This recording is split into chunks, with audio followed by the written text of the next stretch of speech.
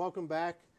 As we said earlier in the show, perhaps one of the most controversial topics that it would be at the top of anyone's mind when you think of why the system isn't working, why we have all this dysfunction, ties back to campaign finance. If you ask the average person on the street, I think what bothers them most about the system, they'll tell you it's campaign finance.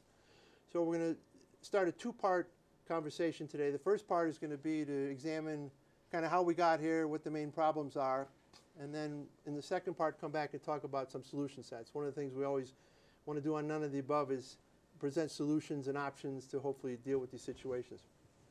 We're very lucky to have with us today Peter Wallison. In the world I travel in, which is the political world and the world of journalism and newspapers, for my money, he's an absolute rock star. Maybe not Britney Spears rock star like for my daughters, but he's a rock star. He holds the Arthur F. Burns Chair in Financial Policy Studies for the American Enterprise Institute. But among other things, I think Peter is as well known as anybody and as well written as anybody in understanding the financial crisis and the Great Recession. He is very knowledgeable because he spent a lot of his time in government. In fact, Peter, I'm realizing we could take up the whole 20-minute segment here on your career, so I'm going to shorten it a bit. Good. But I admire anyone that's spent time in government. I know we think it's dysfunctional, and it is dysfunctional, but the people working within government are a very hard-working group, and the people that have worked at the level that Peter's been at are incredibly brilliant. They're great at what they do. They're smart, and they're working to solve problems. We don't always feel that, but that's what they're doing. Peter served under President Reagan, yes, as Counsel of the President, and also served as General Counsel of the U.S. Treasury. Yes. I don't think you could have more eminent qualifications for what you do and what you represent. But we're going to throw a curveball today, because when I think of Peter and I think of his great work, I think of the financial crisis, I think of Fannie Mae, Freddie Mac, and all the things you understand. But he's a very prolific writer, and somewhere along the way, he took a step back to write about campaign finance. And the book is called Better Parties, Better Government. So welcome, Peter Wallison. Well, thank you, and Steve. As I said, I had to cut the show short. That's not working either. I had to cut the show short. Say that 10 times fast to get through all your credentials. So welcome, and it's so great to have you here. It's wonderful to be here. Thanks you, Steve. And I'd love to talk about campaign finance reform. It's a real vacation from the financial crisis in 2008. Well, you must have taken a vacation to write the book. How do you have this whole world you live in, and then you just stop one day and say, I'm going to switch gears and move over to campaign finance reform? Well, I was asked to be on a committee of the New York Bar Association on campaign finance. And at the time, there was another person on that committee by the name of Joel Gora, who was my co-author. Okay. Joel is a well-known lawyer. He's a professor at Brooklyn Law School and a member of the ACLU, American Civil Liberties Commission, Union, ACLU. And he's been a student himself of campaign finance for many, many years. And it turned out, as we were both on this commission, that we agreed tremendously between the two of us. And I thought to myself, this is wonderful. He's a member of the ACLU. I am a Republican, a conservative, and we agree on campaign finance reform. Why is that? And is there a way for us to get together and discuss why we both view this issue the same way? And so we sat down in whenever it was, 2007, I think, and decided to write this book, and it was published in 2008. Why was the Bar Association concerned with campaign finance reform? Well, the New York City Bar Association has lots of subjects that they cover, and they set up these ad hoc committees of members to talk among themselves, to debate issues, and then perhaps to write a report of some kind. And Joel and I happened to be on that committee. There were only maybe 7 or 8 people on the committee. We met for about 6 months every month in New York, did a little bit of side research on our own, and then wrote a report. And Joel and I had, it turned out, exactly the same views. And why is that? And it turns out that Joel, and this should not surprise anyone from being a member of the ACLU, he is very strong on the First Amendment. He believes, as I believe, and this is where our joint views coincide, I believe that there's nothing more important in the First Amendment than providing as much information as we can to voters before an election. And what has happened, as we'll hope we will get into, what has happened over the years with campaign finance reform was the opposite. It was to deny voters as much information as could be done, because campaign finance reform is very favorable to incumbents. And who is making the laws on campaign finance reform? It's the incumbents. And they have been very fortunate because they've been supported in many respects by the press. And why is that? And that is because, to the extent that other sources of information to the public are limited, restricted in any way, the press has more power to influence what happens in public policy. So that could be the sequel to this book, the press element. You don't really cover the press element. We don't enough. We mention it in there the fact that the press. This is really in the interest of the press to endorse as much campaign finance restrictions as they can in order to keep information from getting to the public from any source other than the press. And that actually has been the history of campaign finance. So Joel, who actually argued some of the major cases in the Supreme Court and in lower courts, and I wrote this book in 2008, 2007, and 2008 in order to make clear what we thought about campaign finance and what could be done to make it better. There are really two things here, Steve, that I want to emphasize. The first, I think, is that I am a very strong partisan of political parties. And I was interested to hear you saying before we got on the air that you're interested in a third party. Right. I think the problem is that the two political parties do not have enough power. Many people look today at what is happening in Congress, in the House and the Senate, and they are disgusted with the fact that there is so little agreement between the parties. They're so partisan. And the Republicans who come from parts of the country which are largely conservative will not compromise with the Democrats who come from parts of the country that are mostly liberal, and they actually can't. One of the reasons that is true is not, as many people say, redistricting within the states. That's part of it. One of the reasons it's true is that the parties have very little control over the people who are actually serving in office. And one of the reasons they have so little control is that they do not finance campaigns. They cannot finance campaigns.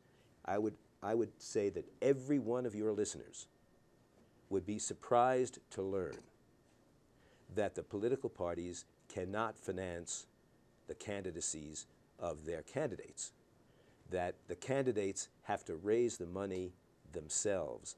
The parties raise money, but the only substantial amounts that they can provide to the candidates, it turns out to be about 1% of the cost of a candidate's election. That small amount is limited by law. So the parties cannot actually help their candidates. The result of that is that the parties are not selecting people in various districts who could get elected. The interest of parties is to gain power by electing a majority in the House and the Senate. But they don't have the power to make sure who gets the nomination in a particular congressional district or in a state for the Senate. And they don't have the power because they can't provide the financing. It's the individual candidate who provides the financing. Now, I've only covered a little bit of this subject. Right. No. Why don't you ask me? I think your introductory comments are indicative of really how complex this whole topic is. And you glossed over a few things, and again, this is an educational program too, that maybe we should drill down a bit before we move on. When you talk about the financing, et cetera, there's a dichotomy between what they call hard money and soft money. Right?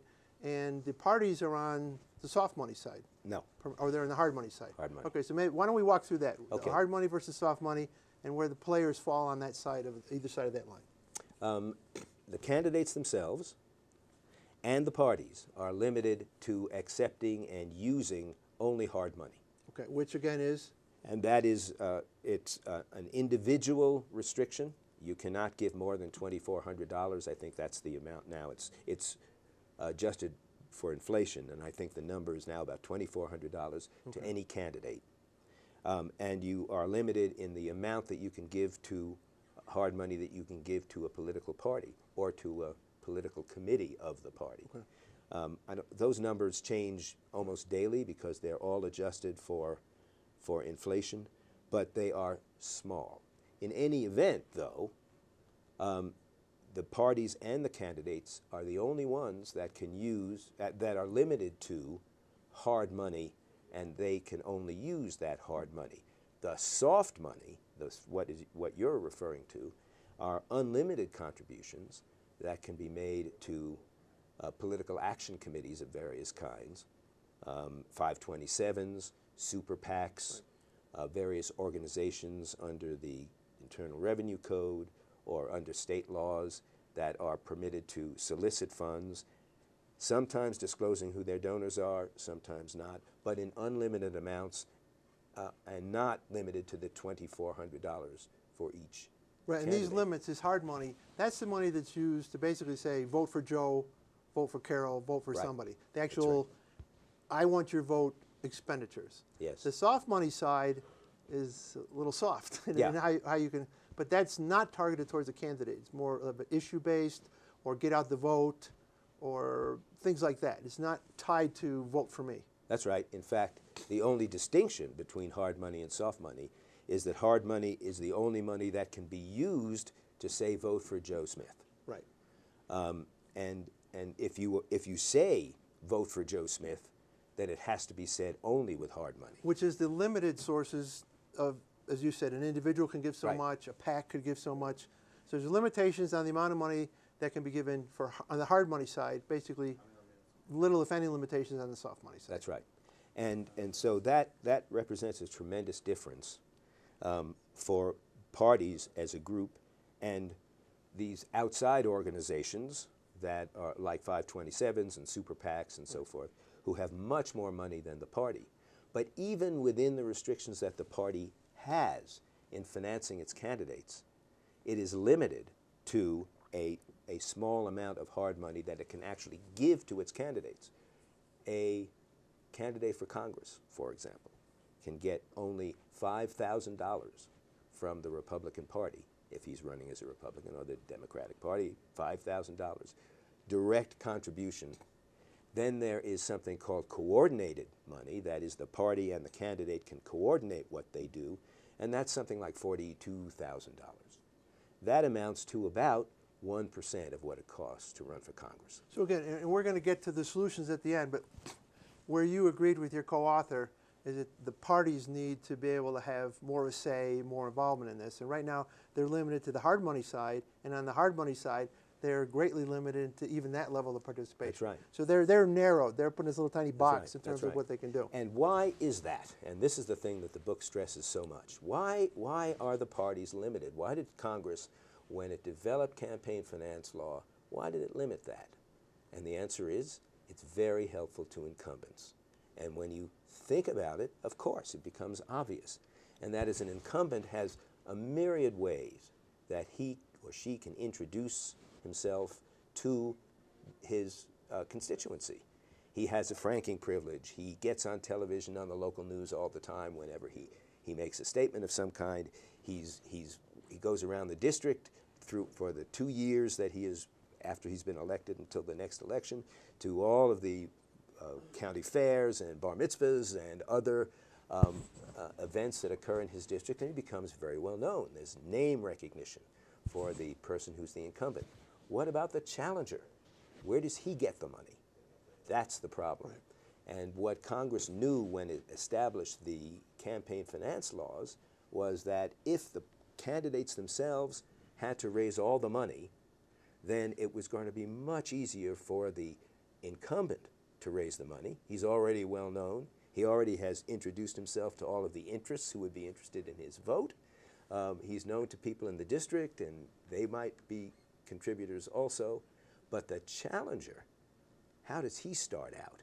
And in fact, he starts out with nothing in most cases. He can't get anything from his party, or at least anything substantial. Very narrow range, right? Very narrow range. So he has to not only make himself well known, which is the incumbent already has done, but he's got to raise the money from the very beginning of the campaign. So if the campaign begins the year before the election, which is rare, it usually begins about 4 to 6 months before the election, the poor challenger who has finally gotten the party's nomination and is ready to run against the incumbent has to now start soliciting funds from people in the district and people he knows throughout the country in order to put up any kind of campaign against the incumbent. And so since the campaign finance reforms went into effect in 1974, and they've been amended a little bit Right. since then, the advantage of the incumbent over the challenger has risen. It was almost 1-to-1 before the campaign finance reforms went into effect. Now it's 5 or 6 to 1. Right, and you say in favor of 1-to-1, the amount of money that was being the raised. amount of money that each of them could raise Now is the almost incumbents, 1-to-1. what they're raising is just so huge. Huge compared to what the challengers are able to raise. And even more important is that even when it's 5 or 6 to 1, the 1 for the challenger is late money. After he's worked or she's worked for months to raise the funds, it finally starts coming in, probably in September, maybe in October. The election's in game's November. over. The game is virtually over. Right. So for that reason, we have a system in this country where the incumbent is almost always elected. And so if you follow politics as you do, Steve, you know that the newspapers cover the fact that a single congressman, maybe not even a well-known person, but a single congressman has decided that he wants to spend more time with his family. Right. And he leaves office, and they say that. So that opens a spot in Iowa for the Republicans or the Democrats, depending on whether that congressman who departed is either one of those. Why is that so important? Well, when both candidates are starting off unknown, neither is an incumbent, each party has a better chance to win. So, one of the reasons we have these situations where the incumbents are in place, they are the only ones who the people in their district know, they are re-elected in every case, they don't have to worry too much about opposition. Right. And so they tend to stay right within the most conservative or most liberal elements of the district, the people who come out Right. to vote in the primaries and assure them then of re-election by nominating them for the party's nomination. And that's where I think your book has such an interesting and different aspect, a different prism to focus on this whole problem. The average person on the street, and I'm overgeneralizing, they think of campaign finance reform. They say the system's rigged, people are buying votes, they're buying power, they're buying influence, the evil lobbyist thing going on here. You're looking past that. You're saying that's not even, in fact, in your book, you have research that shows that the money really doesn't lead to votes in that respect. Maybe we could focus on that for a second? Money is extremely important. Right.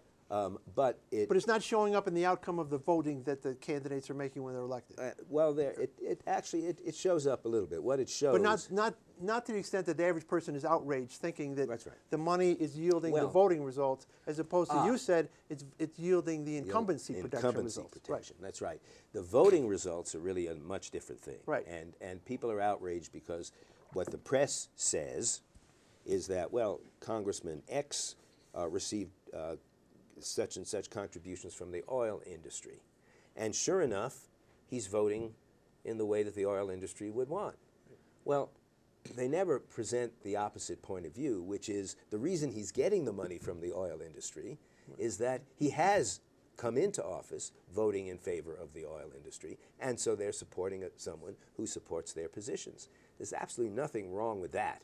Everyone would say that's fine. If you think, however, that the oil industry is buying Congressman X's vote by making a contribution to him, well, then it looks a lot different. But the important point here, actually, is the fact that Congressman X has to go to the oil industry and ask for money. That's the point that I've been trying to make from the beginning, and that is if the party was the principal fundraising element, then that wouldn't be happening. And they made the contributions to their candidates, whether it's a challenger or an incumbent, there's much less of that appearance of corruption where the candidate has been required to solicit funds from an interest group of some kind. And that's, again, I think what's so fascinating about your book, and when people read it, it breaks through this veneer that's out there of what people think the real problem is, and it starts focusing in a different direction. This notion of incumbency protection. That's right. Now, in the beginning, you started talking about the Supreme Court. They're not doing you many favors, because since your book was written, they keep going in the opposite direction. We have the Citizens United case, and we have the Speech Now case. So they're not working with you. They're working against you. Not for parties. No, they're not. In fact, the two cases that they've handled, which were called Colorado 1 and Colorado 2, as a matter of fact, because the state of Colorado was involved in both of them, the Supreme Court, by 5 to 4. I didn't know that, but both Colorado-based cases. Okay. Yeah. It was a Colorado group that brought the case. Okay. In both cases, the Supreme Court, by a 5 to 4 majority, I must say it's the the liberals on one side, the Republicans were in the minority on this. In both cases, the Supreme Court held that contributions to parties could be limited by Congress, and not only the contributions to parties could be limited, but also the use by the parties of coordinated funds with their candidates could also be limited. So the parties are limited in a way that the organizations outside the political system, the 527s, the super PACs, those people who are raising unlimited funds for a variety of, because there are a variety of laws that permit them to do so, it gives them much more influence than the parties have. Because the parties... And all in the name of free speech, though. All in the name of free speech. And here's where it all comes together on the First Amendment and the issue of free speech. Because what is the First Amendment for? We have all kinds of disputes about whether some publication is pornographic or not, and whether a person can insult another person in the newspapers, and whether that is a libelous or a slanderous action for which he will be civilly liable. Those issues all involve the First Amendment, and they're hard fought on both sides. But the essential element of the First Amendment is to give the voters as much information as they can possibly have so they can make the right decision in electing their representatives, electing the president, the senators, and the congressmen. And so the reason Joel Gora and I came together so well is that he has been a First Amendment partisan for his entire career. And his view is that there ought to be as much information available, as much money as possible, as anyone wants to spend, to provide more information to the public, to the voters, before an election, to make sure the voters get as much information as they can possibly absorb, is the way the First Amendment was intended to work. And the campaign finance system goes in just the opposite way, because it attempts to limit the amount of information the voters can get by restricting the amount of money that candidates and parties can use to advertise what their candidate will do if he or she is elected. So it's not as much about the money as how the money gets used, and again, it gets used so narrowly on the one side, and then within the party structure, even more narrowly. You want to open that up and free that up a bit so that the money can be spent differently and in a way that would promote competitiveness and break down this incumbency protection. Exactly. If we had more challenging elections where incumbents were not always elected, we would have a much different Congress. And furthermore, we would have better people in Congress. You have to think about it this way, too.